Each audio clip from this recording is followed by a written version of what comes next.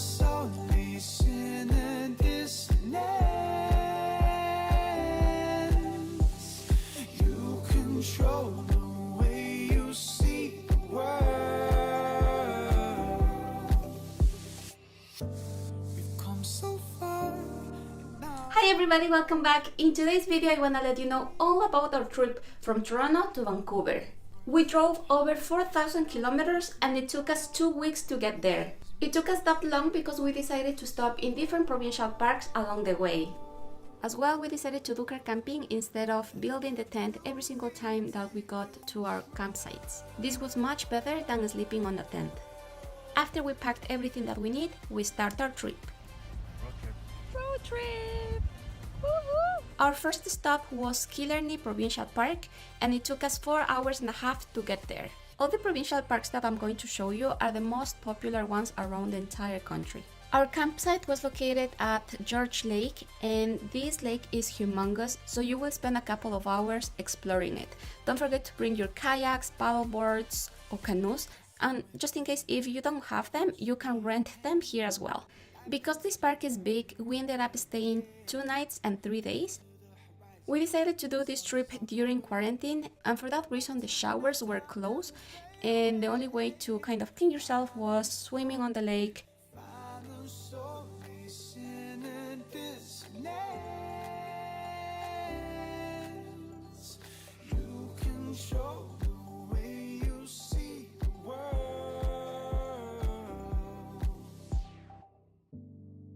So far, and now let go.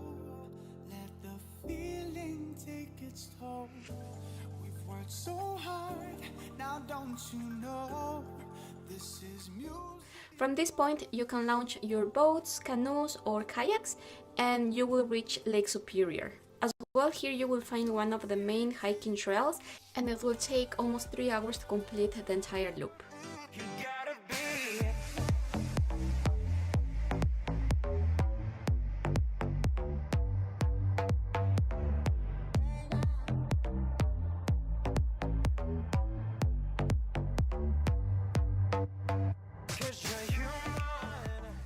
There is another trail beside the beach, and this one is pretty interesting because here you can do backpacking and it will take between 7 to 10 days to complete the entire loop. But we just walked for an hour and then headed back to our campsite.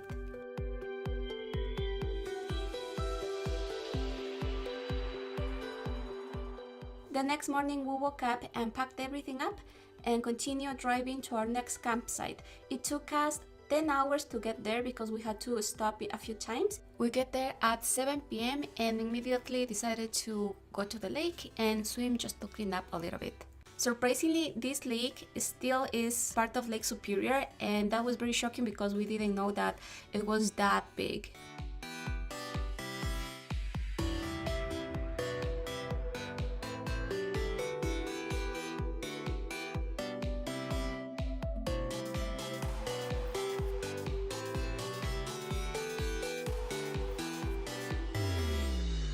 The next morning we woke up very early so we were able to explore a little more of this park. We wanted to have a short and quick hike in order to continue driving to our next campsite.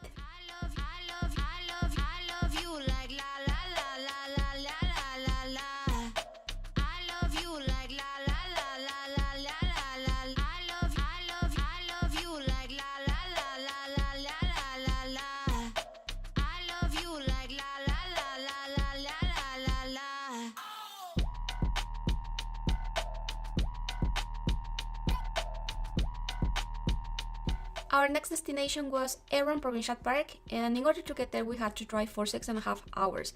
But along the way we ended up finding this gorgeous waterfall and we stayed there for maybe half an hour checking it out.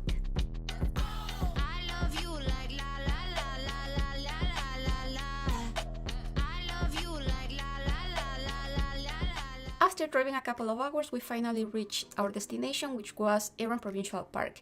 We chose this park because it was located very close to the border with Manitoba. When we arrived to this park, it was 8 p.m. and rainy, so we didn't do much here other than eat and immediately fall asleep, because at this point we were quite tired of driving for such a long hours. The next morning we continue our driving and finally we reach Manitoba. A very interesting fact is that it took us more than 20 hours to cross the entire Ontario province. We're just putting a little bit of gas in Manitoba, and basically here we are not camping at all because they don't allow you. If you are going to stay in Manitoba for 1 day or even more, you have to self-quarantine for 14 days. So that's why we are just passing by. It will take us around 6 hours to cross the entire province. As soon as we reach Manitoba, we notice how fast the scenery changed, and here you will notice that everything is completely flat and you will see that for kilometers ahead. So it was quite shocking and beautiful at the same time.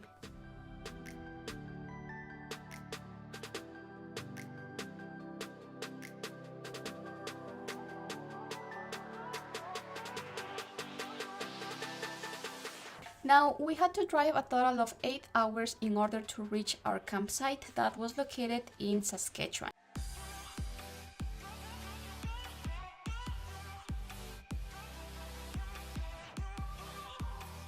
This campsite was amazing because we had to pay $32 per night and it was fancy compared with other ones that we have been in. Something important that you have to know is that they give you free wood and you can grab as much as you want of it. Something interesting about Saskatchewan is that they have completely different rules about COVID-19. In fact, they were the only ones who kept the showers in provincial parks open, and finally here we were able to properly shower, so that was very nice of them. As well, the prices of every provincial park are much cheaper than Ontario, and as I mentioned before, they give you free wood and you pretty much can use as much as you want. We were so shocked about this park because it had a baseball and golf course, mini golf, a drive-in theater, a laundry room that was very big. Even though it's a camping area, it felt more like a small town. By the way, we just stayed 1 night here.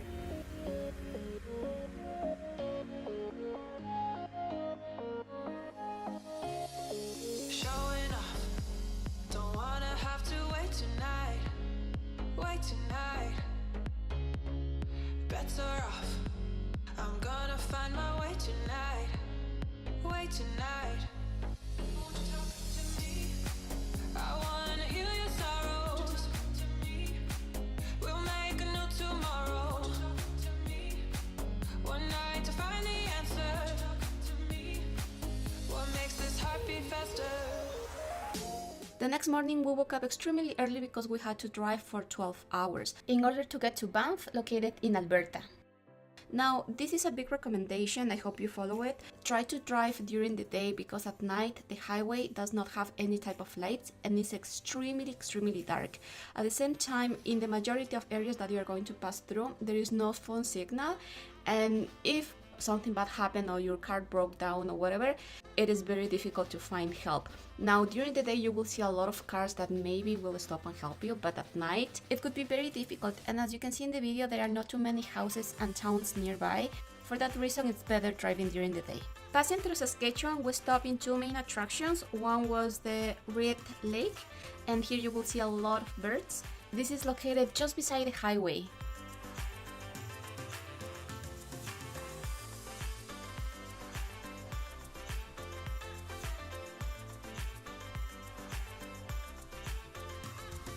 After driving for a while and passing several farms, we finally reached our second spot, which is the Great Sand Hills. And this place is located close to the border with Alberta. By the way, you don't have to pay anything in order to access this place.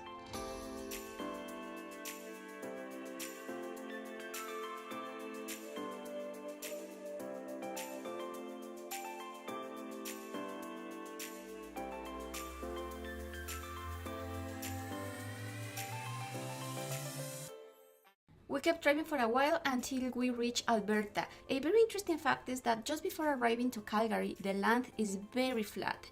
And as soon as you pass Calgary, you will start seeing these big mountains.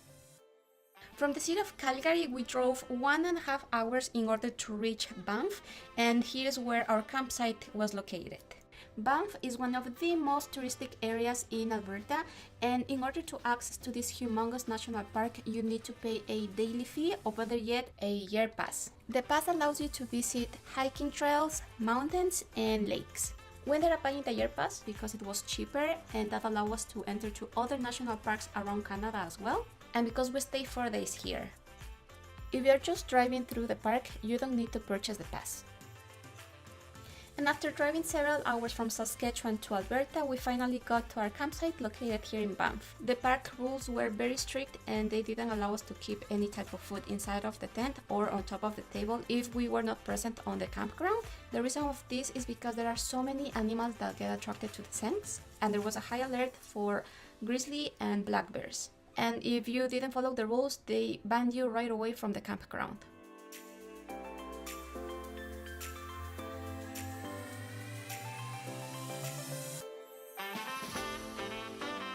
If you want to make fire, you need to buy a fire permit that costs $8 or $10, I don't remember exactly, and that allows you to grab as much wood as you want for all the days that you're going to be camping there.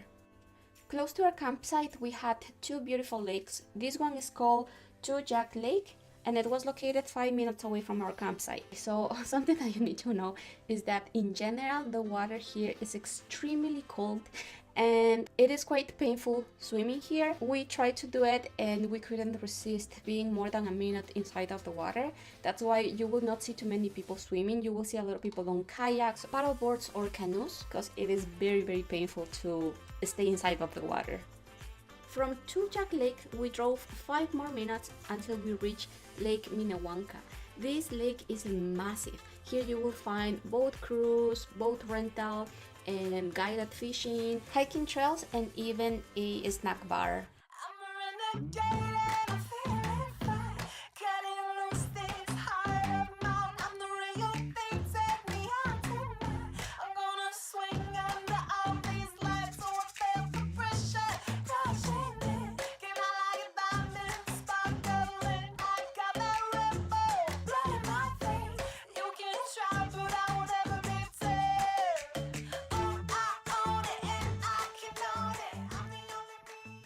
Early in the morning, we drove towards Lake St. Louis, which is one of the most popular lakes in this national park. It took us 40 minutes to reach this point from downtown Banff. We arrived there before 8 a.m. At that time, the parking lot was completely packed. They told us that it's better go super early before 8 or after 6 p.m. Along the highway, you will find these bridges which were designed for animals and they can cross safely. As well, you will find different trails that you can take and hike for hours. By the way, there is a small villa before arriving to Lake Louise, and here I recommend you to go to the visitor center and of course obtain one of the maps so you have a clear idea of all the activities that you can do around that area. If not, you just drive 5 more minutes from the villa and then finally you will reach the lake. From the parking lot, you just have to walk 5 minutes and you will see this beautiful lake.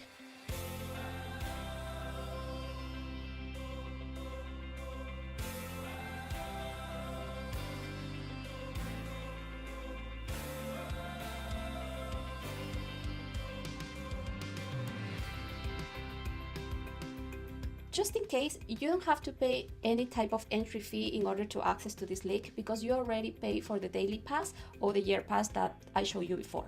If you want to kayak on the lake, you have to pay over $100 for 1 hour. So if you have the money and you want to do it, of course you can do it. As well, there are different hiking trails that you can take and spend the day there.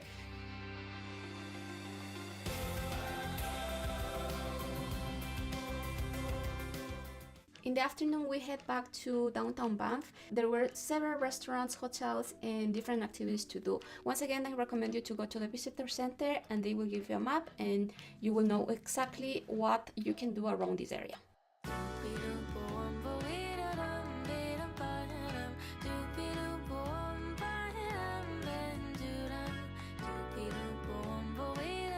The next morning we visit Lake Monier, which is close to Lake Louise. From the main highway you have to drive for 11 kilometers up to the mountain in order to get here. To get here it's very difficult because the parking is small and they don't allow too many cars. So we decided to walk. It was 11 kilometers, but thankfully we were hitchhiking and somebody picked us up. Parking lot fills up at 7 a.m. according to what they told us. We came here at 8 and it was full. So it's actually true. Yep. Just in case, you can rent a canoe, and that costs $100, but you can fit 3 people inside of the canoe. As well, there are different trails that you can take. The view is just fantastic and breathtaking.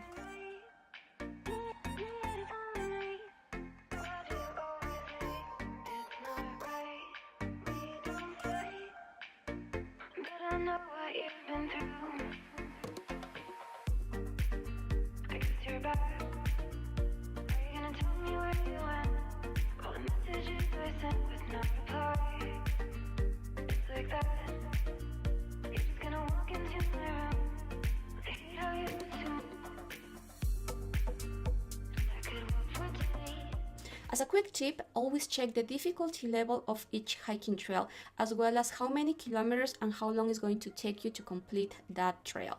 If it says that it's difficult, trust me, it's going to be very difficult. Always be mindful of your capacity and how much your body can handle. As well, there are other hiking trails that require to have a minimum of 4 people in order to access them. And the reason of this is because there is a high alert for grizzly bears or black bears. So try to follow the directions and you will be fine. The next morning, we decided to hike in Ha-Ling Peak, which is located 42 minutes from Banff in this big town called Canmore. This was one of the hardest hikes that I ever done in my entire life. That's why I told you always check the difficulty level of each hiking trail. And we thought, oh my gosh, this is going to be super easy. It's just 3.3 kilometers. We're going to be fine. But holy smoke, you have no idea how hard it was, to the point that our legs were shaking. We couldn't even breathe in some point. It was very, very tough. We took like 3 hours to get to the top. It was so satisfying, but very, very hard.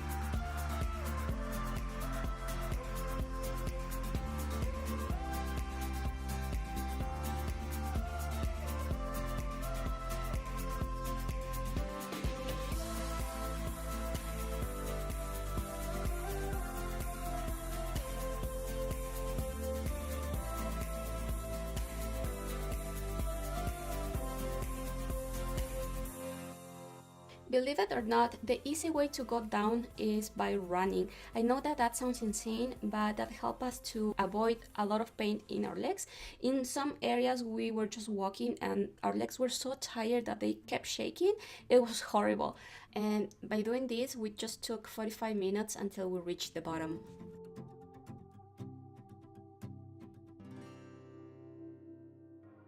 The next morning, we packed everything up to continue our road trip. This time, we moved to Jasper National Park, located 3.5 hours away from Banff.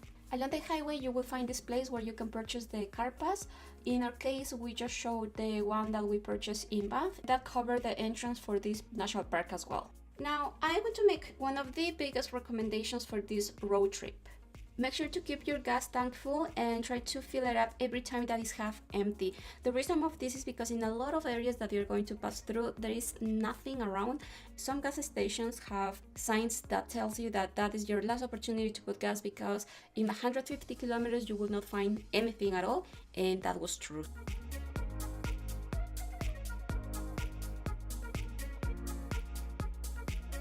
An hour before arriving to downtown Jasper, we make a quick stop in Athabasca Glacier. Here you can take a few hiking trails and explore this gorgeous place. By the way, you don't have to pay additional fee in order to access it, because it is covered when you buy the car pass.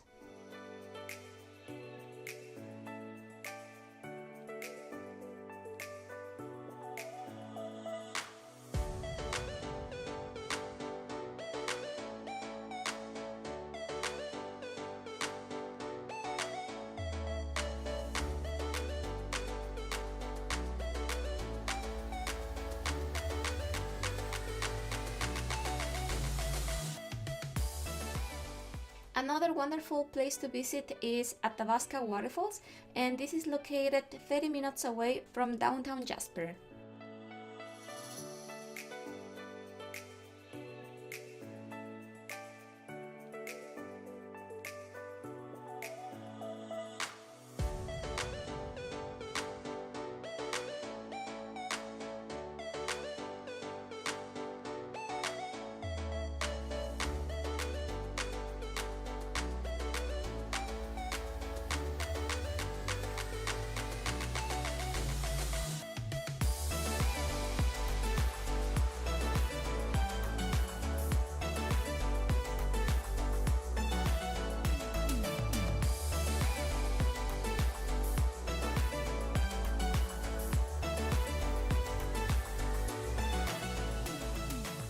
Finally, we arrived to the little town of Jasper and immediately went to the visitor center to request a map in order to see all the activities that they recommended to do here.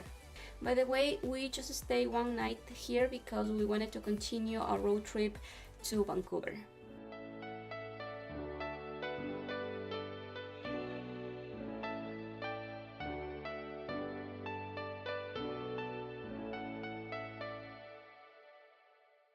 The next morning we got ready and continued our driving towards Kamloops. This is located in British Columbia and it took us 4.5 hours in order to reach this point. When we reached British Columbia, we were not able to find any campsite here because they were completely packed, and even when we tried to camp in a private trailer park, they didn't allow us to stay there because the washrooms were closed because COVID-19, and they allowed all the RVs because they have their own bathrooms, but tent camping or car camping, it was pretty much impossible to find a place there. That's why we ended up staying in a hotel in Kamloops. The next day, we left the hotel at 6 in the morning in order to drive towards Vancouver. It took us almost 4 hours to get there, and our first stop was Stanley Park, which is a humongous park located on the border with downtown Vancouver. Now, as a quick tip, if you are driving something bigger like an RV, parking at Stanley Park is the best option for you because there is a lot of space and it's cheaper. It cost us less than $15 for the entire day. If you are going to explore the park, I recommend you to bring your bicycle because it's going to be easier and faster to explore all of it.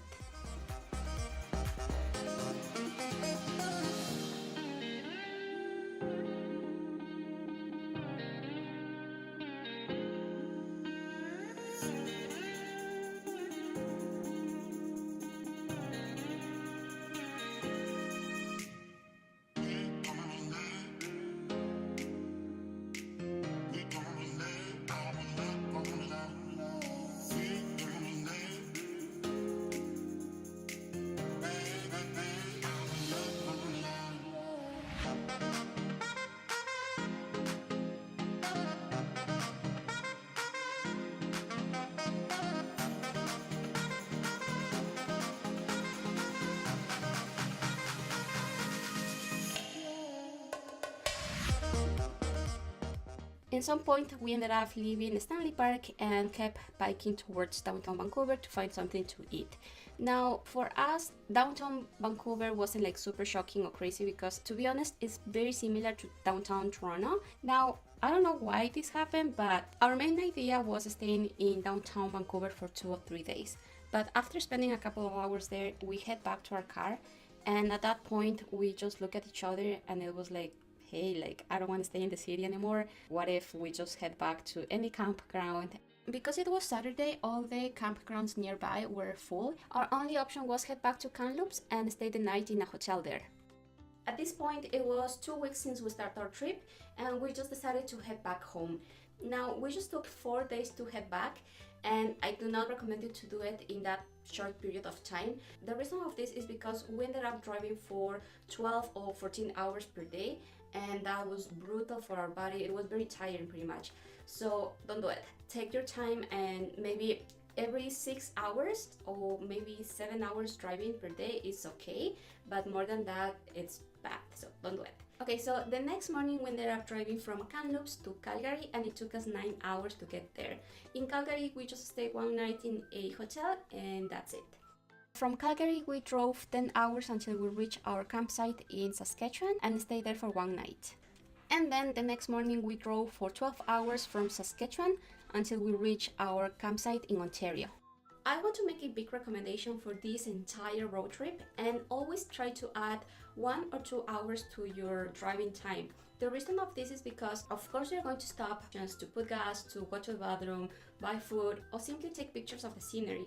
And if you're driving for a very long time and you are going to arrive to your destination in the late afternoon, you don't want to drive at night because it's very dark and there is no lights along the highway. There are a lot of animals along the way that try to pass the highway, and of course you don't want to kill them or get into an accident.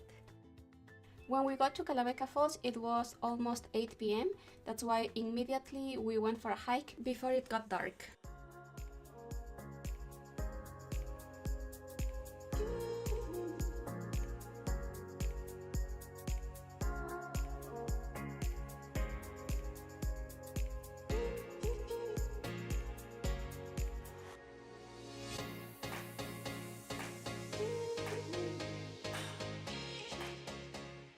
The next morning we drove to Sleeping Giant, which is located an hour and a half from Kalabeca Falls. It was rainy the day that we arrived, but we couldn't resist going for a hike and we get very wet, but it was totally worth it. We ended up hiking for 14 kilometers. Once again, I want to recommend you to check the difficulty level of each hiking trail. Don't be fooled if it says that it's maybe 1 kilometer hike in a difficult level trail. Trust me, it's going to be very hard.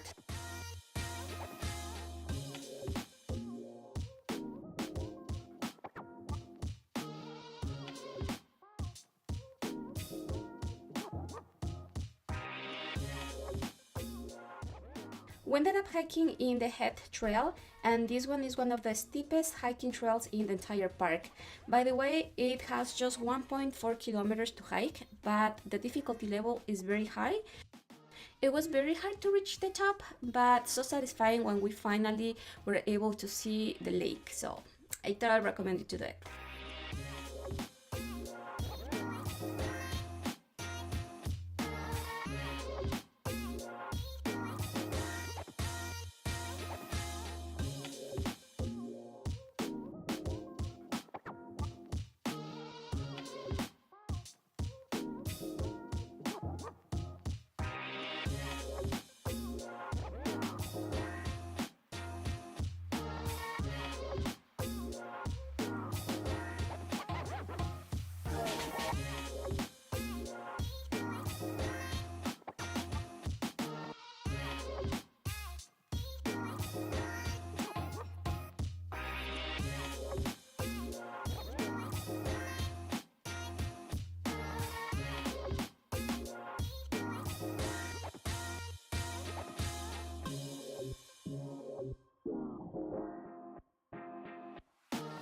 After the hike, we went to the lake to swim for a little while, and yep, the water was very cold.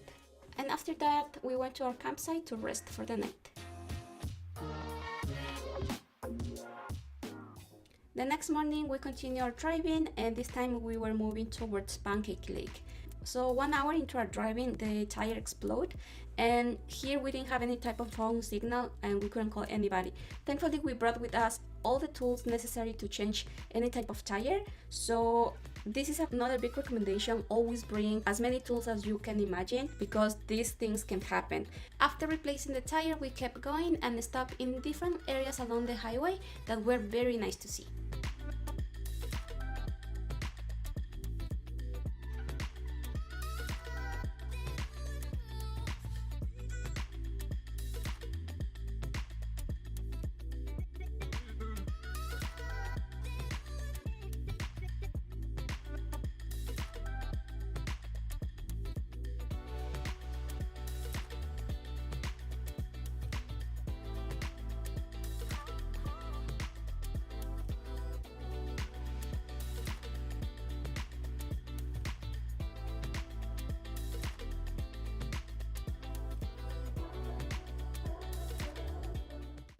After 6 p.m. we arrived to Pancake Lake, and when we were looking for places to sleep, this provincial park was a little bit underrated because it's located beside the highway, but I thoroughly recommend you to go because it was gorgeous. More than anything, the beach and the lake were humongous, and it was just amazing to be there.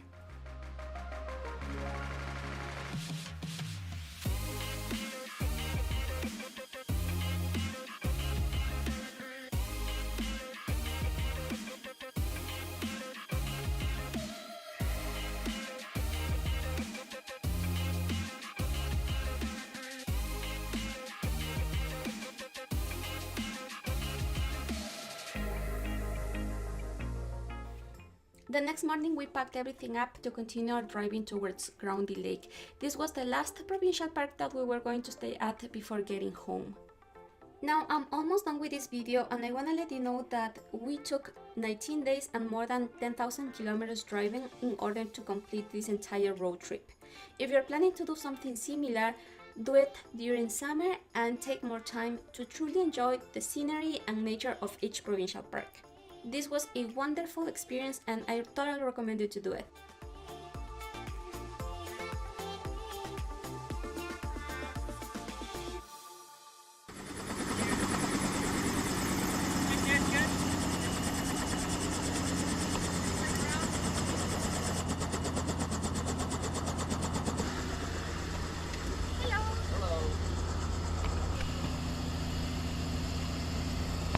Mayday, no tira.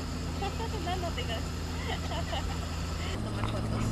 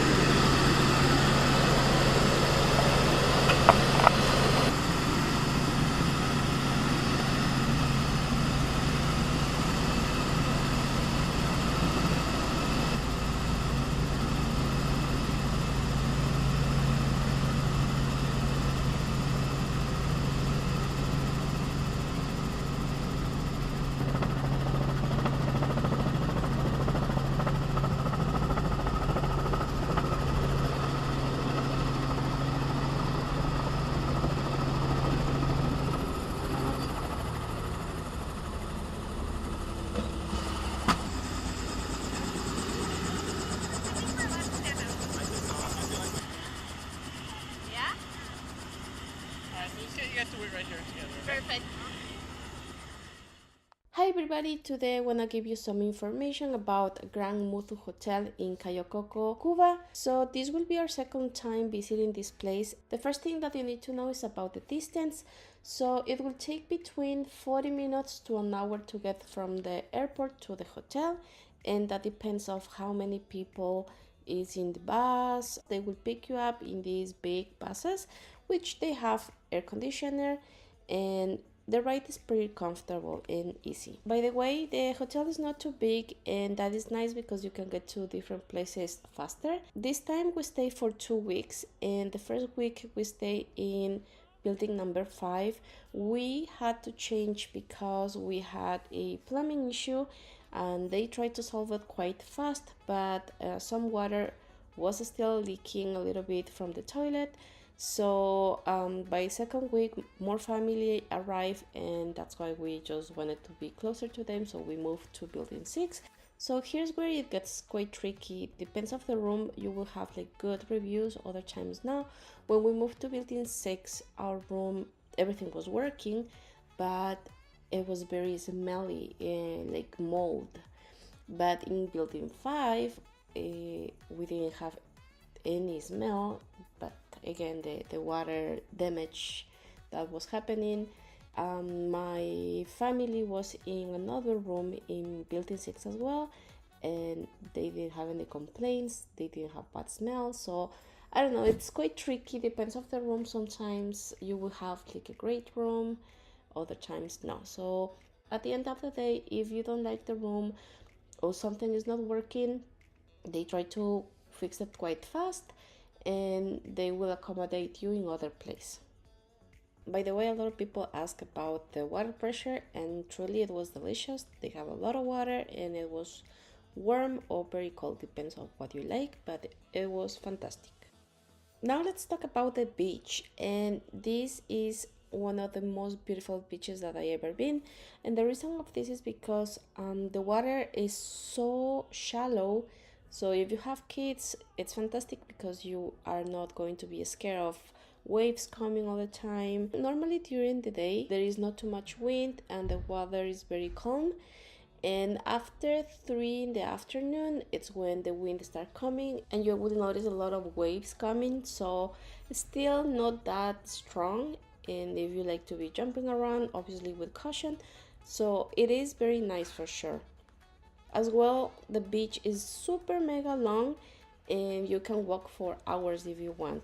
Normally when the water is very calm, they will take out the paddle boards, kayaks, or even you can use the catamaran. There are a bunch of activities that you can do there. One of the biggest tips that I want to give you is that please bring mosquito repellent, because they have these tiny mosquitoes that will devour you. It's nuts. So they appear very early in the morning and they will disappear around 9:30 in the morning when there is a lot of wind, and they will reappear around 6. So in areas where you have shade and there is no wind, it will be covered by these tiny mosquitoes. So be very careful because you don't see them and they are so tiny, they bite so much, it's just nuts. So be prepared for it.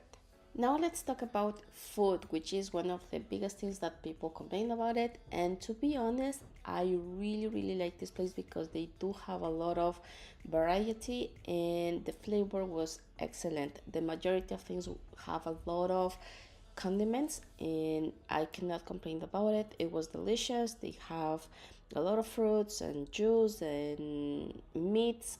Sometimes the soups or things like that could be a little bit salty, but in general everything was amazing. This time we just noticed that they didn't have too much bread because in general in the island they didn't have flour. So remember that Cuba sometimes they don't have certain products. We noticed that people bring their own ketchups and Nutella and things like that because they don't have it there. So if you miss some specific flavor, just bring it.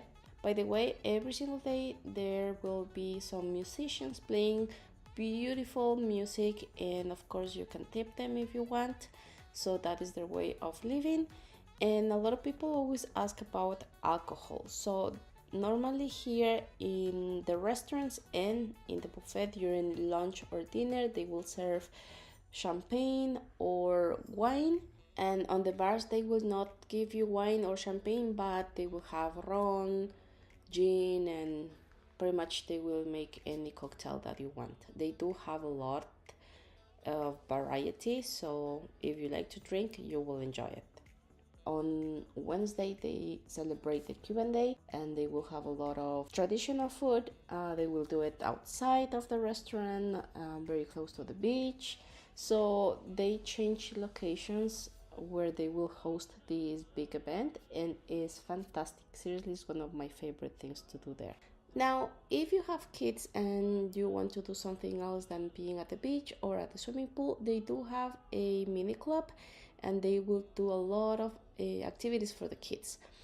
So the only thing that you have to remember is that check the schedule that they have and pretty much follow them.